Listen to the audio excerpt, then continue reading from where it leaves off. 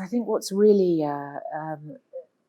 arresting about this book and your novels is the attention to detail, that you create worlds that are so very detailed but hold those details very lightly. So they're not overladen, so you don't feel burdened by the world that you're being invited into. And the thing that I have felt, I think for the past 3 of your novels when I finish them and I put them down, I have a sense of melancholy Right. that I'm not going to be around those characters anymore. What do you feel about that, about letting go of that attention to detail and those characters that you've created because they didn't exist before you brought them into being? Yes, I mean, it's nearly 40 years since my first novel was published, but I can remember it vividly. I could almost list the characters' names of it. You think so? They're very present to me.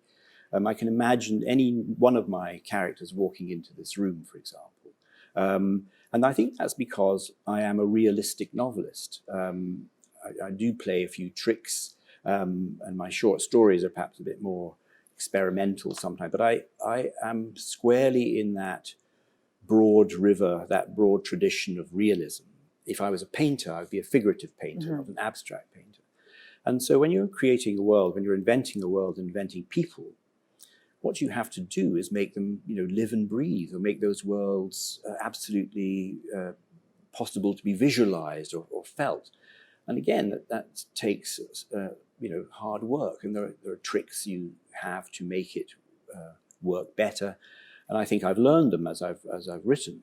But the point of the book succeeds in a way if, when you finish it, you haven't forgotten it, and that scenes or people still haunt you or are still memorable. Because for me, that means that I had created a world that was so real that you almost forgot it was fictive.